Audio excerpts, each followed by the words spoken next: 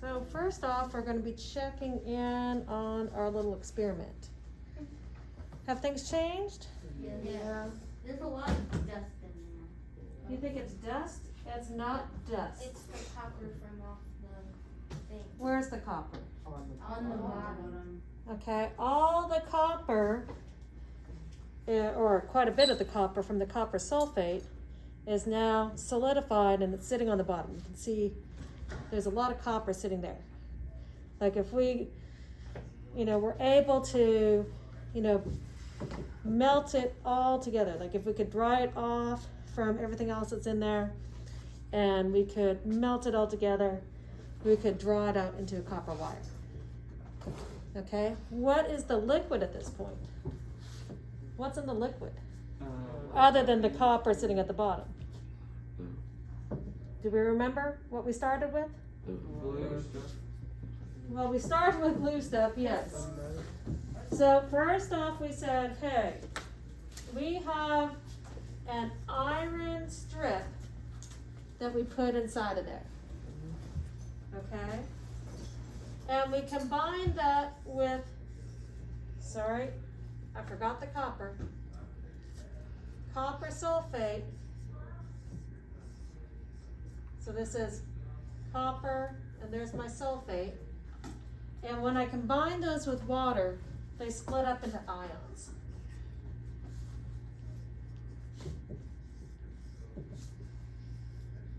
Like that. Okay, they split apart.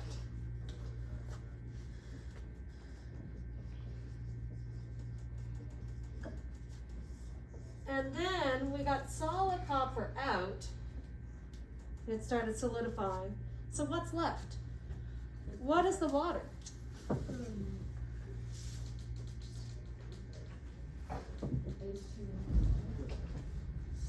What else is left? Because I didn't put water in the equation. The water just helped things along. So we started with iron. Where's the iron now? The iron is in the water. Along with the sulfate. So we've gone from iron and copper sulfate to now we have the solid copper. And this yellowish tinged water, the reason why it's a yellowish tinge is because it has iron in it. Okay? Iron, if I have a lot of iron compounds, they actually tend to be rather yellow. Copper compounds, quite often we're going to see the blue. And the longer that I leave this in here, more and more of this iron dissolves and more copper comes out. Now, every day I can come in and I can try to shake it off. And you can see it sort of breaks off and flakes a little bit. That the copper kind of peels off and then sinks to the bottom.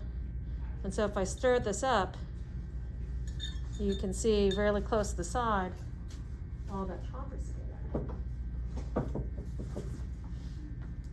Kind of cool. I always feel when I do this that I'm creating something out of nothing because suddenly the solid is there where I had a liquid to begin with.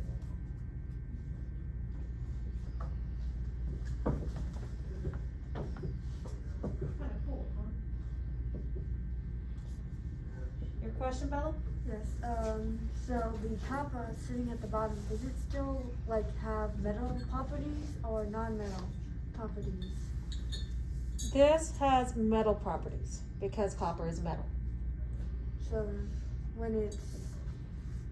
So if I were to separate it out from everything, I would be able to conduct heat and electricity very well. It would be very malleable and ductile. You can see it, so we push it up against the side. Get a large amount. You can see that red, orangey copper. And that's constantly forming on the strip, and I break it off, and that metal is dissolving. this end that's in the water becomes thinner and thinner. Okay, now what was this an example of? What kind of bonding is this an example of? Okay, we had 3 types of bonding that we talked about yesterday. We had ionic, we talked about covalent, and we talked about metallic. How do I know which type of bond this is? By the properties of which I forgot what they're called, bonds, like how they interact with each other. Okay. You want to know the easiest way for me to tell? Yes. Do you think there might be an easy way? You're like, well, Miss Leeson's saying that there might be. So I'm gonna go yes. Right? Okay. Do I know if copper is a metal or a non-metal? Yes. Okay. Can I look at what makes up the sulfate ion and figure out if I have metals or non-metals? Yes. Can I look at iron and work out if it's a metal or a non-metal? It's a metallic bond. Okay, so we say that this here, iron is what? Metal. Metal. Okay. Copper is a Metal. metal.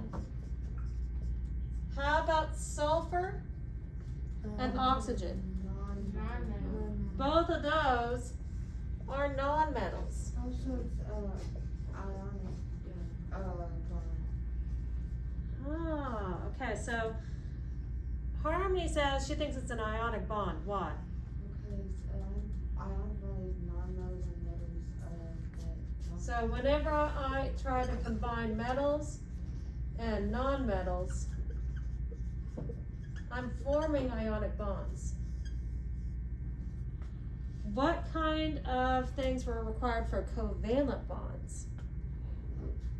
Do we know? You kind of make a guess, right?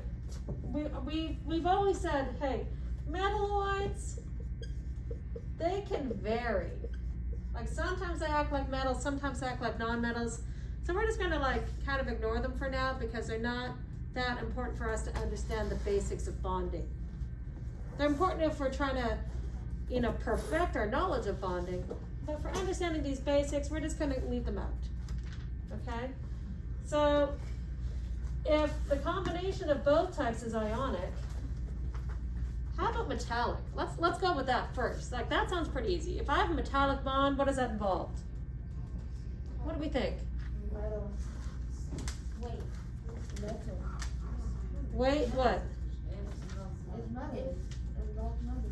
Okay? Metallic bonds are going to involve metals. Sounds complicated, right? 2 or more metals that bond together have a metallic bond. Should be pretty easy to remember. Metals, metallic. Metals and non-metals, ionic. Okay? What do you think covalent might be then? Metalloids and non-metals. No, I said we're basically like ignoring. Ignore for now. Non-metals. Non-metals and non-metals. They're only going to involve non-metals. Okay, when we combine different non-metals, they're forming these covalent bonds. Okay? So, ionic means that I form what? We form ions. What's an ion? Anyone remember what an ion is? How do I make one? How does one form? Don't know?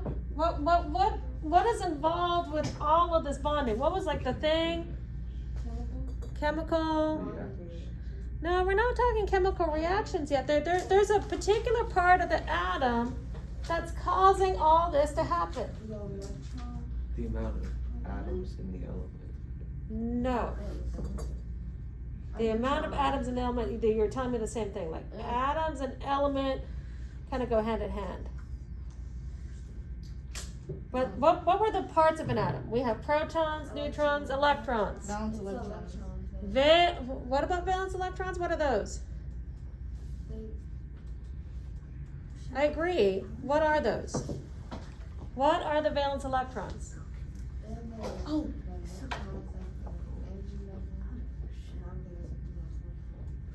I'm not hearing you too clearly, Harmony. I think it's like the mask. Then you're a little quiet. You thought you knew? The energy level? There's something about the energy level, yes. Okay? Let me back up a little bit here. I need a little bit more space. A little bit more space. So, if I have an atom, let's say oxygen, okay? Oxygen, like if I draw a Bohr model,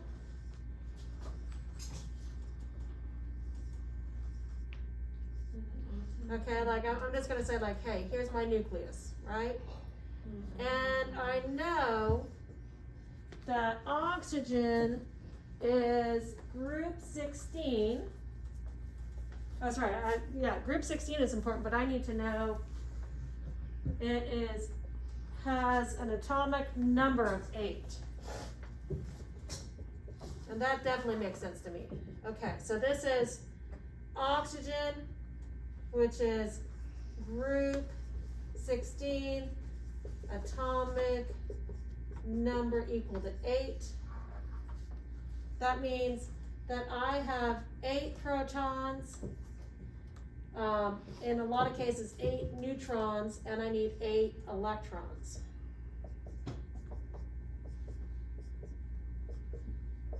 So that means I have 2 on the innermost shell, the innermost energy level, and 6 on the outside. How do I know there's 6 on the outside? Well, I can also look at the ones place of the group number, and that's 6. And that outermost energy level is where what is? What's at that outermost energy level? What are the name of those things that are on the outside? Starts with a V. Valence electrons. The outermost energy level, now this is called a Bohr diagram, because Bohr is the one that invented this. He's one of the guys that discovered about these different energy levels. Okay? So, oxygen, atomic number of 8. That means it also has, when it's neutral, 8 electrons. 2 go in the first energy level, and it's full. We're done that period. And then there's 6 more. How many more does oxygen want to have? 2 more. He wants 2 more, okay, to make the 8. So it's going to become a negative ion? Yes. So this is going to become oxygen 2 minus. Saying, I need to take 2. Seriously. Oxygen's a bully when we're talking about these, when we're talking about valence electrons. How about hydrogen? If I draw a Bohr diagram of hydrogen, it looks like this. This is hydrogen. How many does hydrogen need to be full on that energy level? 7. No, it actually doesn't. Remember, hydrogen and helium are special cases. They only need 2. They need 2 total to fill up this energy level. So hydrogen needs how many? 2. It needs 1 more. It would need 1 more, but these guys, that are over on the left-hand side of the periodic table, okay, they like to give. Okay, and it's more likely that it's going to give 1. And rather than writing +1, usually, just like the subscripts for chemical formulas, we don't write the 1. So it just says, hey, plus. Okay? Hydrogen likes to give its electron so that it doesn't have this unstable, incomplete ring. Okay? Now, how do I form water? If this has 1 to give, and this needs to take 2, is there a way to balance?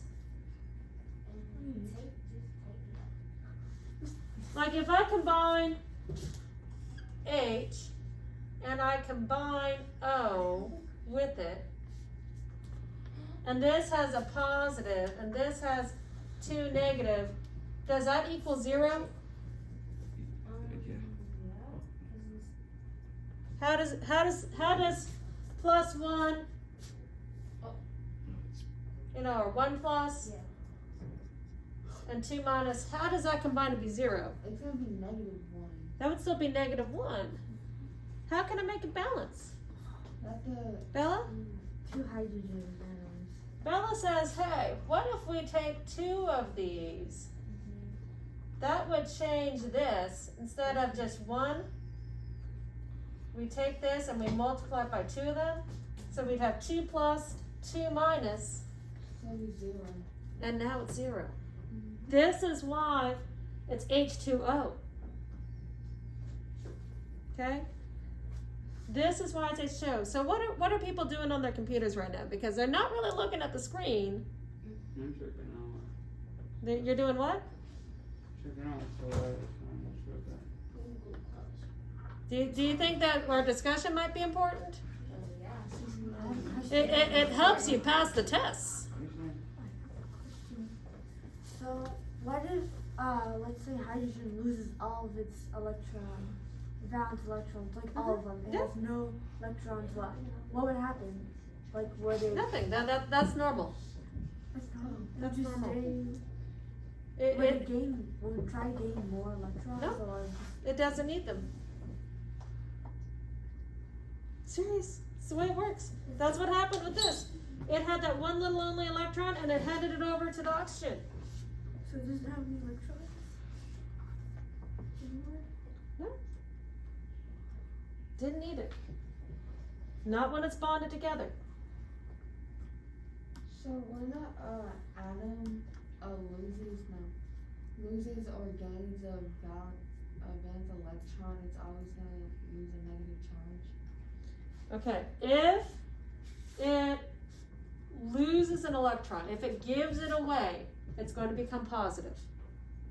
If it gains electrons, or it's going to take things away, it's going to be negative. So this is a positive ion. Metals become positive ions. Positive ions. And hydrogen's a special case, I know that. And nonmetals are negative. This is something, guys, where honestly, I'd be taking notes. I'd be putting it down on paper because I'm going to ask you to do diagrams like this on your own next week on your computer. Remember that whole graphic reflection? One of those is coming up about bonding. And I've been giving you plenty of ideas of how to organize our thoughts. So like paper, pencil, pen, awesome stuff. I'm not collecting it from you, but like, are you going to remember this? Is this all going to be in your brain? No. Now, there's going to be videos up. You can watch the videos and get these ideas once again. But that's going to take extra time to sit through, to take the notes when you could be taking the notes right now. Wait, so we have to fit all About bonding. into one graphic slide. Yes. That's too You're welcome. Thank you. Thank you. Do you know what you're doing while I'm away next week? Nope. No way. Yes. This. Graphic reflection. I That's am. it? Oh. Wait, why are you away? Because I feel like it. Not. I'm out of state next week. Wait, are you going? Teachers can do that. Where are you going? That's all. Do you know how much I've been working, like, all year? Yeah. Tons. Can we email you for questions? Yes, you can still email me for questions. Not a problem. On her vacation. On my vacation, strangely, yes. I will only answer them if I deem them important. Okay? Like if I get an email, what's for lunch? Uh-huh. What if someone emails asking you how's your vacation? I may or may not answer. Okay? So, metals tend to give. Hydrogen is one of those that also tends to give. Non-metals like to take. These are the ones that I say are bullies. And who's the bully? Non-metal. The non-metal. Metals aren't. And how I remember that is metals are ductile and malleable, they're soft. They're not as tough as these guys that have all the valence electrons. And yet they're like taking away that one little bit that the metals have. Okay? Covalent does things a little bit differently. Okay, really a lot differently. And some of this is going away already. Bye-bye. Uh-oh. Uh-oh. Sure. This is what happens when people decide to just play on their computers. Okay, if we talk about non-metals, like, let's talk about carbon dioxide. Okay? Carbon and oxygen. Now, we already know that oxygen has 6 valence electrons. It's in group 16. We know its boron diagram looks like this. It needs 2 more to be complete. Either that or it would have to give up 6. Do non-metals like to give up? No. Not so much. Okay? So let's do this electron dot diagram for oxygen. It has 1, 2, 3. I'm going to do it this way. Well, no. I'll keep the standard for now. Just know that these can move around a little bit. 1, 2, 3. Yes. So 1, 2, 3, 4, 5, 6. Okay, because remember we have to go all 4 corners, like north, east, south, west. Carbon has how many? 4. 1, 2, 3, 4. Now these guys are our BFFs. They like to share. Okay? No one's going to like give anything away. They're just going to share. Now, how many more electrons, valence electrons, does carbon need? 4. It needs 4 more. So, How's it going to Take get some that? from the oxygen. just take it. Just take Yeah. Take 4 from the oxygen. It's going to take 4? No, it's not going to. It's gonna be like tug of war. Wait. It's going to be more like a tug of war. The stronger. Take one away. Wait. What about this? It's gonna be 2 oxygen. One takes one. I don't know. I'm going to move this guy a little bit closer.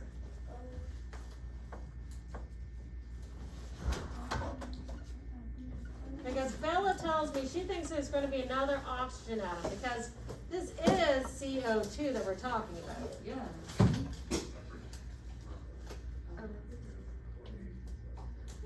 So I'm going to combine it like that. So I have oxygen, I just flipped it, kind of mirror image. And the reason why I'm doing this is because I know that these guys want to share and these guys want to share. So here's how the sharing takes place. Okay? We're going to share these 2. We're going to share these 2. So what that means is these two electrons and these two electrons, they kind of go like back and forth. Like these two suddenly will be with oxygen part-time, but these two can also be with carbon part-time. So that I have 1, 2, 3, 4, 5, 6, 7, 8 for oxygen. Now I have 1, 2, 3, 4, 5, 6 for carbon. I need 2 more. Well, let's borrow from this oxygen over here. Oh, Let's bring this guy down here so we're paired up. You're like, wow. Okay, this is a covalent bond. And here's another way that I can write it. O, what looks like an equal sign is really just like 2 parallel lines. C, O. Now, each time that I have a line between my different symbols, that means one pair is shared. One pair of valence electrons is shared. So this one here is known as a double covalent bond.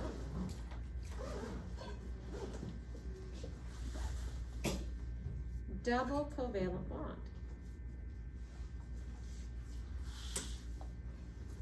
Bella?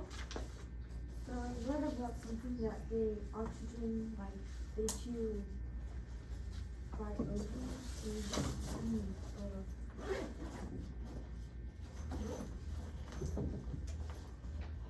So, seeing another example in Bella's book, and yours as well, what's really helpful for us to read ahead and take our notes.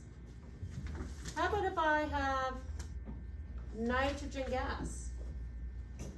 How do those two bond together? This is just 2 different atoms of nitrogen. Can I find the number of valence electrons for nitrogen? We should be looking at a periodic table. It's 5. 5? How did you find that? Group what? 15. Group 15, one's place is 5.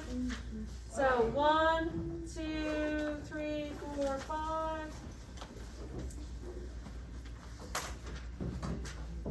Now, this needs 3 and this needs 3. Where are they going to get it from? Each other. Okay? So what happens is you kind of have this sharing that happens, and this sharing that happens, and this sharing that happens, so that these 3 will sometimes belong to this nitrogen, these 3 will sometimes belong to that nitrogen. Okay? It's like sharing that ball. And when we do this, we have nitrogen bonded 3 times, 3 different pairs to the other nitrogen. And this is a triple covalent bond. So in order to be, so for ionic bonds, usually non-metal just takes some metal and then they kind of go their own way. But for covalent bonds, they kind of stay together in order to be stable. Well, they're both sticking together either which way, whether it's ionic or covalent. They're sticking together. But in the case of ionic, it's like literally handing over the valence electron. The metal goes here, and it doesn't go anywhere. It just sits there and stares at the bully like, I really wish I had my lunch money. But it's yours. But it's okay. Yeah, kind of. Whereas, these guys have a relationship where they're still sticking together, and they're like, oh, well, you can have it. No, you can have it. No, I insist. Oh, that's You know what I mean? Both are staying together, but one is just like staring lonely, at what they've lost, even though they can't do anything to get it back. And the reason for that has to do with something called electronegativity. And we're not really gonna talk, much about that other than the further right we go, the more electronegative the element is. And that makes sense because there's more valence electrons on this side. If there's more valence electrons, it's more negative. Because electrons are negative. No. But it helps you to understand what's happening. The bigger the difference in electronegativity, the stronger the ionic bond. So for a covalent bonds, they kind of make mixtures and like formulas, like H2O. Well, these make formulas, because these are going to be in a very specific ratio too, because I have to balance out the charges. I have to balance my charges of the ions, whereas here I'm just trying to share pairs of valence electrons. Metallic doesn't do either. They don't form formulas. Like this one, oh, and I wrote that in the wrong color. E, F's, F's. So this one, formula. Yep. This one, formula. Yep. This one, formula, no. Because of how they share freely, they share the valence electrons freely. Remember, there was like a sea of electrons that literally are just sloshing from one atom to another. Okay? Because of that, they don't have any strict way that they have to combine. And so instead of formulas, we have alloys with a percentage of each metal. Anyone ever watch something like Forged in Fire? Okay. They're constantly making alloys, and they have different names for the kinds of metal. And a lot of those names are going to come from, knowing what kind of percentage of the constituents, the elements, the metals that are involved in making that particular metal. They don't call it, CO2 or, HF or, they are using other names for their alloys. So I'm still confused. On what? About, is the ionic formula different from the core? No, they're still going to be formulas. You're still seeing things like CO2. Let me grab a different color. Okay. So formulas for ionic. I really need a periodic table rather than constantly walking over to the wall. Then I need a bigger one, but this is my most complete, newer one, which is why I have that one up. So I can have MgCl2, that's ionic. Okay.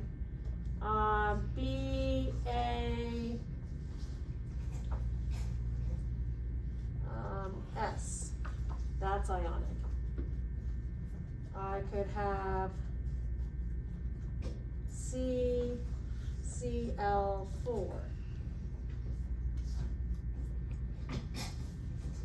PBr.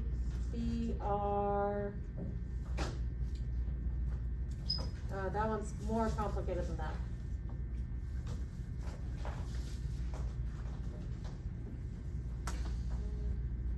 Actually, that's not as bad as I thought. PBr3, and so on. Like you're going to have your different element symbols. You're going to say how many are involved in each.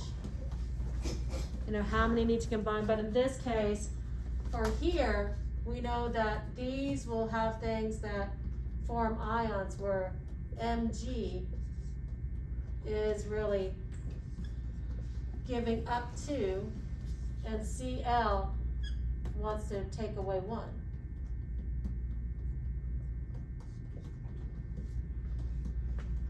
And so they have to combine in this way. Here, Ba is a 2 plus, S is a 2 minus. How do you know it's a negative? How do I know if it's negative or positive? No, how do you know it's a negative 1? Because chlorine is in group 17. It has 7 valence electrons. It needs 1. Oh. It's going to take 1. Sulfur, group 16, has 6 valence electrons. It needs 2. It's going to take 2. That makes sense now. These guys, since they're all nonmetals, they don't do that. They don't form ions. They just go, well, I already have 4.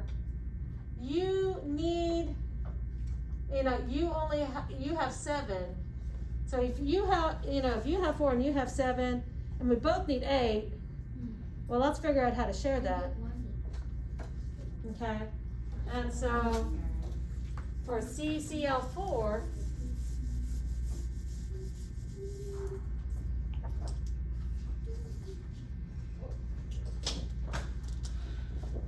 what we have is C right here in the center, and you'll have Cl, Cl, Cl, Cl that has 7.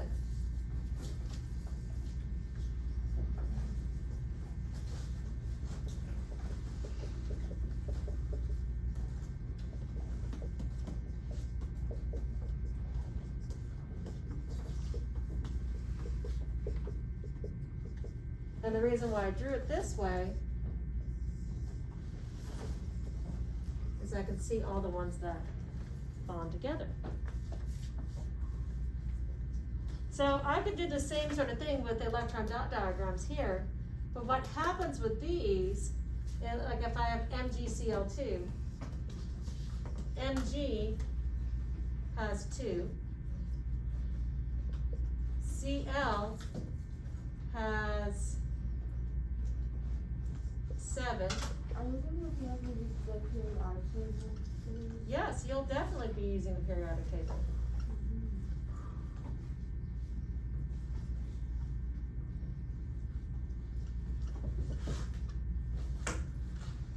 Okay, so each of these has 7. Now, rather than sharing though, I know they don't do that sharing, they do the bully thing. And so this literally gets transferred over. This here gets transferred over. And magnesium is left with that outer shell now empty, and they collapse down to that next lower energy level. These ones just give away, these ones share. And then metallic, they share freely. They are our hippies.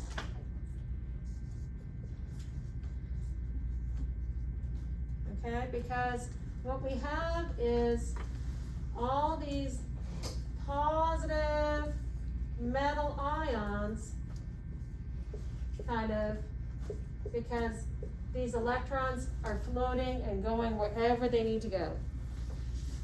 So I can combine almost any ratio, any percentage of these metals to form different metals. So they don't have formulas. So we'll talk about this again and again in different ways, but you start to see how it all comes together.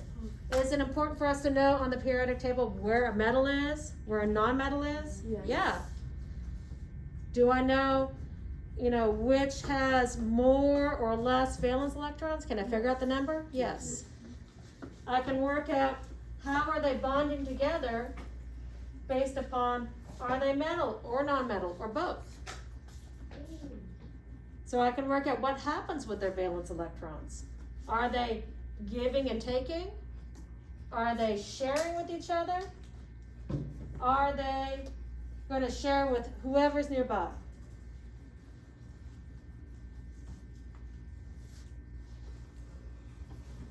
How are we doing on time? We've got a few minutes left.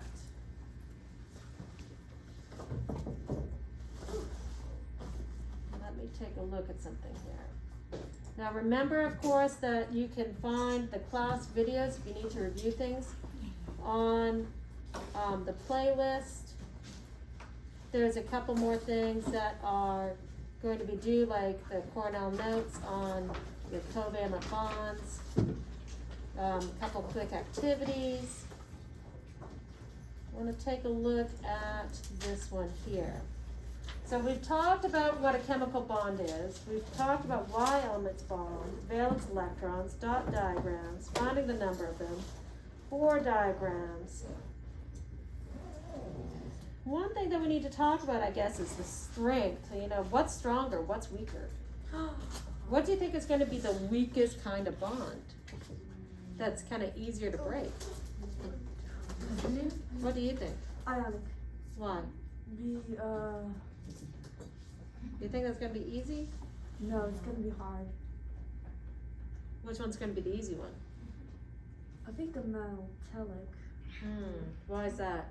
because the shared How they share their electrons, that might be a possibility. The one last thing, and I think I'm going to save it for tomorrow, since by then you should have done your notes, is we need to talk about polar versus nonpolar bonds. And that is only for covalent. Okay, covalent bonds can either be polar or nonpolar. Think about what that means. Now, needless to say, next week, as I'm giving you several days to do this, you will get at least 4 class days to work on this reflection. I'm expecting quality for everything to be displayed and show lots of connections. I want to see lots of ways where I can connect those ideas together. Not just, look, here's my definition. Okay, I could tell you that. What does that mean? How does that relate to everything else that's on the page? Show me the connections. Okay?